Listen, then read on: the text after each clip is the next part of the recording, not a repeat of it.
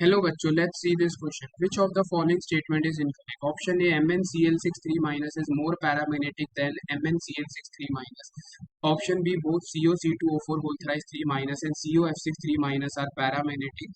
Option C, FeCN63 minus forms an inner orbital complex, whereas FeF63 minus forms an outer orbital complex.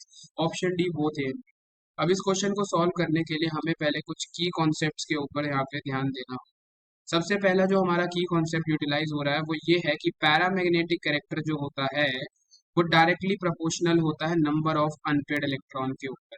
जिस complex के पास जितने ज्यादा हमारे unpaired electron देखने को मिलेंगे उतना ही ज्यादा हमारा क्या देखने को मिलता है, पैरामैग्नेटिक कैरेक्टर देखने को मिलता है। जैसे कि हमारे को एक कॉम्प्लेक्स दिया हुआ है MnCl6 3 और दूसरा कॉम्प्लेक्स दिया हुआ है MnCN6 3। तो अगर इस कॉम्प्लेक्स के बारे में बात करेंगे तो यहाँ मैंगनीज+3 है। मैंगनीज होता है 3d5 4s2, तो मैंगनीज +3 क्या हो जाएगा 3d4। हमें पता है क्लोराइड कैसा लिगेंड होता है, chloride is a week ligand, तो वीक लिगेंड की प्रेजेंस में पेयरिंग नहीं होगी। तो d4 हमारे पास हायर Eg और लोअर T2g एनर्जी ऑर्बिटल में स्प्लिट होगा। तो अगर मैं इसमें इलेक्ट्रॉन की फिलिंग कराता हूँ तो 1 2 3 4 देखने को मिलेगा, यानी नंबर ऑफ अनपेड इलेक्ट्रॉन कितने हैं, 4 है। अब यहाँ पे भी मैंगनीज कैसा है, +3 है। मैंगनीज+3 का मतलब 3d4। लेकिन साइनाइड कैसा लिगेंड होता है, cyanide is a strong field ligand, तो उसकी प्रेजेंस में क्या होगी, पेयरिंग होगी। हायर Eg हो जाएगा, लोअर हमारा T2g देखने को मिलेगा। लेकिन यहाँ पे हमारे को क्या देखने को मिलेगी, पेयरिंग ऑफ इलेक्ट्रॉन 1 2 3 4।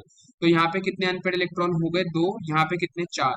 तो ज्यादा अनपेड इलेक्ट्रॉन कितने में, किसमें है, MnCl6 3 में। तो इसका पैरामैग्नेटिक कैरेक्टर क्या होगा, ज्यादा होगा एज कम्पेयर टू MnCN6 3। तो स्टेटमेंट ए हमारी बिल्कुल करेक्ट है।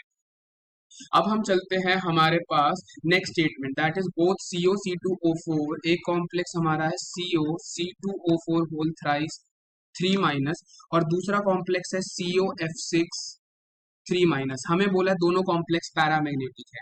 यहाँ पे कोबाल्ट+3 में है, कोबाल्ट होता है 3d7 4s2, तो यहाँ पे कोबाल्ट+3 क्या हो जाएगा, 3d6 हो जाएगा। और हमारा जो ऑक्सिलेट लिगेंड होता है वो एक स्ट्रॉन्ग फील्ड लिगेंड की कैटेगरी में आता है, बिकॉज इसकी प्रेजेंस में चिलेट रिंग लाइक फॉर्मेशन होती है जो कि स्टेबिलिटी प्रोवाइड करती है।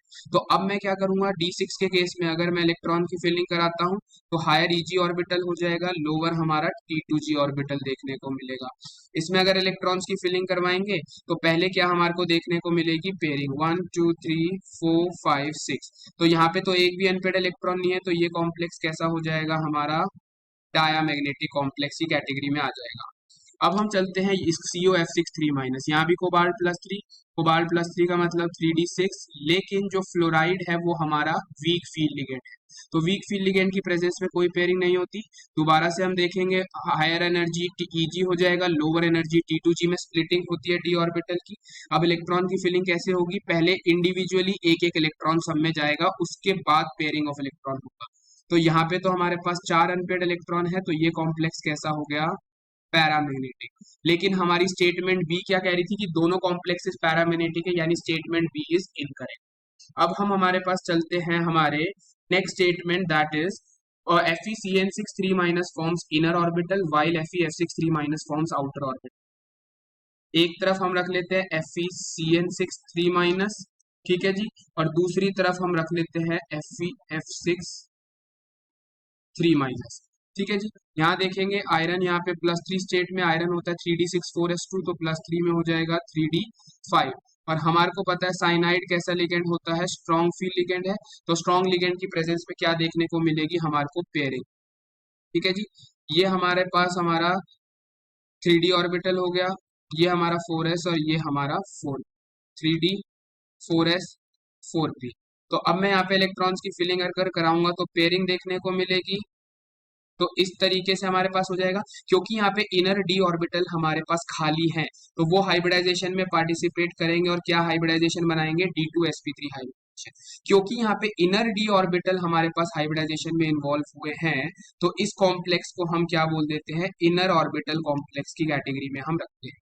ठीक है। ऑन दी अदर हैंड अगर हम बात करते हैं FeF6 3 की, यहाँ पे भी आयरन+3, आयरन+3 का मतलब 3d5। लेकिन जो फ्लोराइड लिगेंड है हमारे को पता है it is a weak field ligand, तो इसकी प्रेजेंस में कोई पेयरिंग नहीं होगी। तो हमारा ये 3d ऑर्बिटल आ जाएगा इस तरीके से। ये 4s, ये 4p, और हमारा आउटर 4d देखने को, 3d, 4s, 4p और 4p। ठीक है जी। अब अगर मैं इसमें इलेक्ट्रॉन की फिलिंग कराऊंगा तो यहाँ पे कोई पेयरिंग देखने को नहीं मिलेगी। तो अब इनर डी ऑर्बिटल पहले से ऑक्यूपाइड है, तो वो हाइब्रिडाइजेशन में पार्टिसिपेट नहीं करेंगे। तो आउटर डी ऑर्बिटल यहाँ पे हाइब्रिडाइजेशन में पार्टिसिपेट करेंगे, और हमारी हाइब्रिडाइजेशन क्या बन जाएगी, sp3d2। तो क्योंकि आउटर डी ऑर्बिटल ने हाइब्रिडाइजेशन में पार्टिसिपेट किया, तो ये कॉम्प्लेक्स आउटर ऑर्बिटल कॉम्प्लेक्स कहलाएगा। तो यानी हमारी जो स्टेटमेंट सी है वो भी करेक्ट है, यानी हमारा करेक्ट आंसर हो जाएगा option number B. I hope you understood it well. All the best, thank you.